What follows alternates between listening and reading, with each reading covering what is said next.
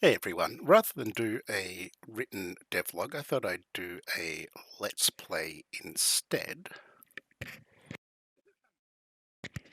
Last time I did this particular jam, I did a devlog that was many pages, I updated it every day, and not many people read it, so this seems to be a better way to go. Let's jump into the game. You can see I built it with Unity. I use Unity 2021.2, sorry, 0.3, which is the current long-term version of Unity.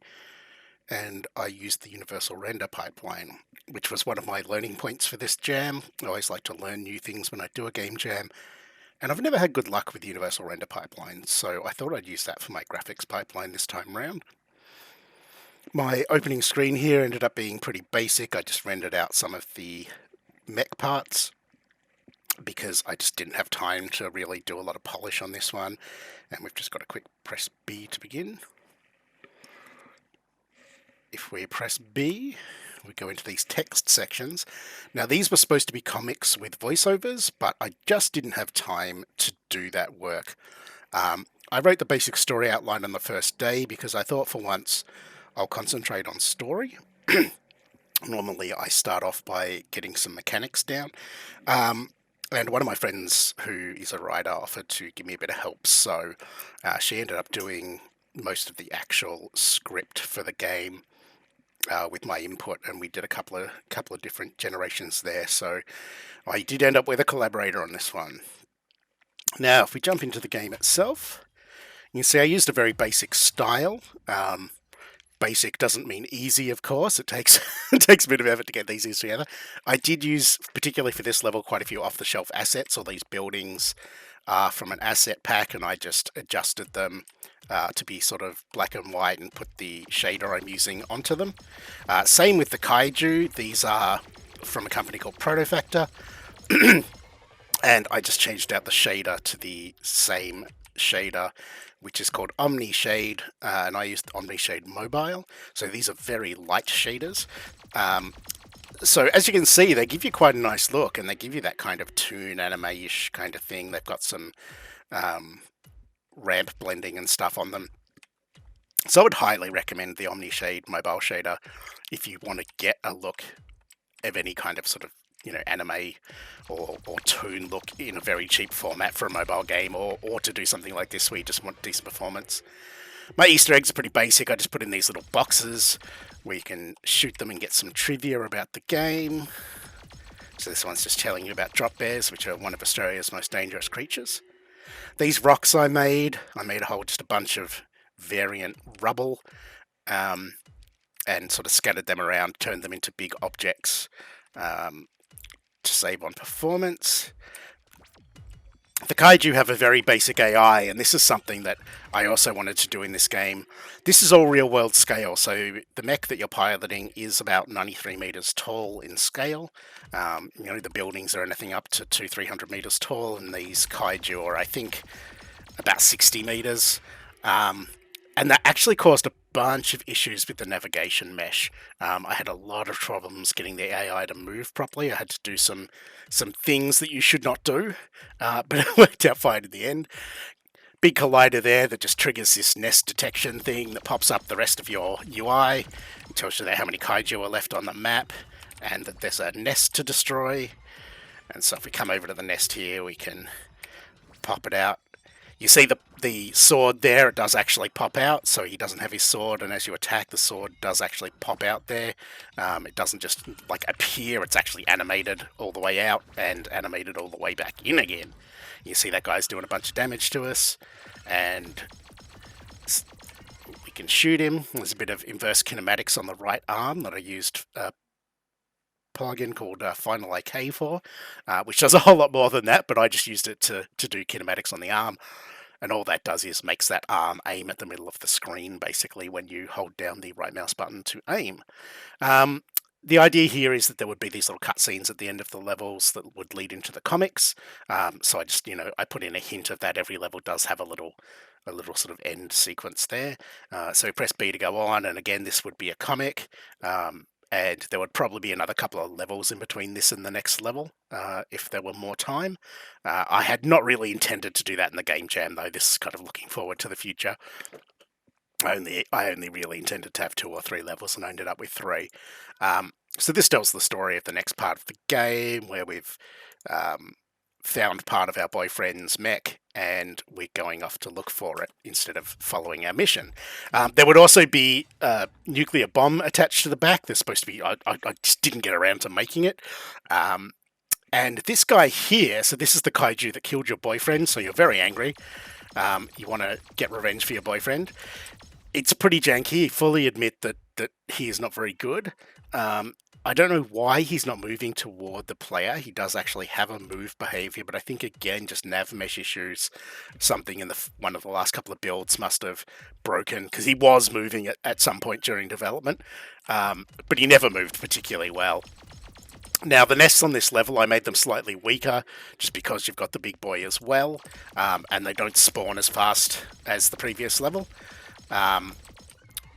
I don't know if you noticed, this one started with 0 health. There's some bug there that I need to look into why that was happening. And what was actually happening is these things were appearing at like minus 10 health and dying straight away. So I did have to put a bit of a sanity check on those at the start of the level when they instantiate, or when they're on awake. They check to make sure they've got max health, or they give themselves max health. The second Easter egg is just here. Again, it's just the same thing. Tells you a little bit about the Rainbow Yowie, which is Mick's boyfriend's mech, which is what we're here to get revenge for. And you can see that the big boss is totally terrifying, and obviously he killed Jimmy because, you know, he's so dangerous, just standing there all like, what's going to happen? See here, I didn't actually, I mustn't have connected the camera to that health box there, because it's not facing us, it's pointing away from us. My cat's just jumped up. And the easiest way to kill this thing is actually just to shoot it in the head a whole bunch, because the tentacles get in the way. There is a weak point down here that if you can manage to hit it like I am now, does actually do a ton of damage. And as with all things, if you run up to it and manage to hit it with your sword, because it can be hard, it does do a lot more damage than shooting it does. But if you hit it in the weak spot, you will do way more damage than even stabbing it. I think the weak point shots do 10 points, and because it fires so fast, you can easily get a whole bunch of damage off. It's just hitting that trigger. And there is supposed to be a phase that it goes into where it sort of rears up and exposes that point. But again, something's gone wrong. I think it's in that phase now. It's just not animating properly.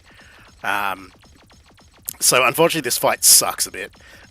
Because I just didn't have time to fix this fight. It was getting late on the last night, and I was already staying up all night, so here he goes into his, I must say, quite lovely animation for the death on this thing from Protofactor.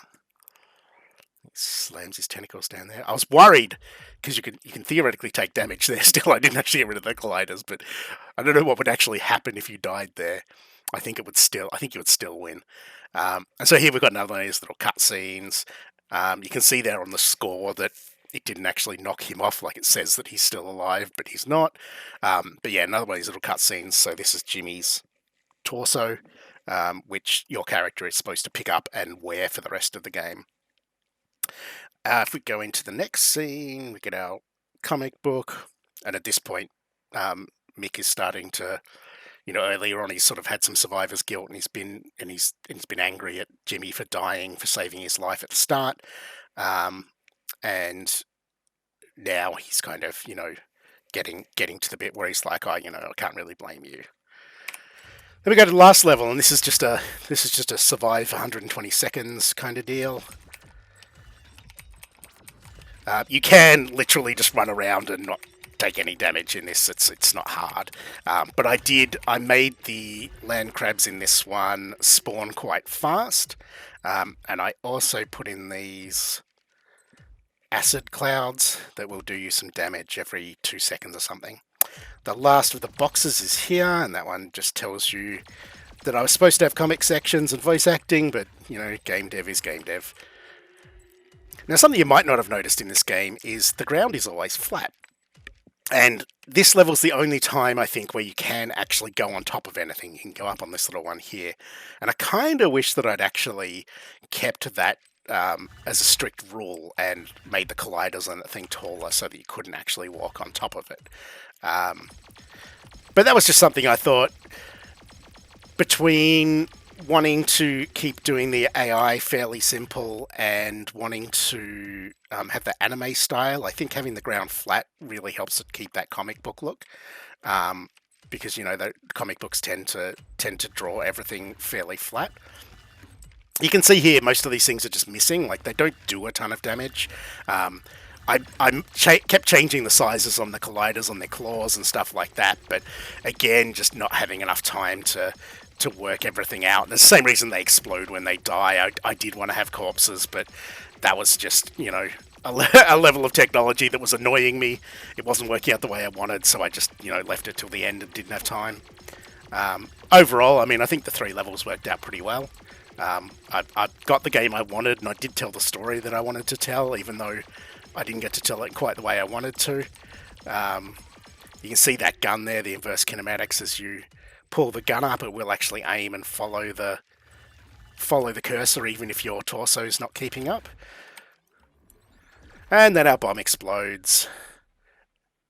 And hoorah, you've won, nest is destroyed, everyone else can go and have a good life. And that's my game. I hope you enjoyed it. I hope you haven't watched this before you've played it, because there are spoilers in it for the boxes. And obviously there is a whole story there which I didn't talk about very much. So again, hope you enjoyed watching this and hope you enjoy playing the game if you do play it. Thanks for your time. I'll see you at the end of the jam.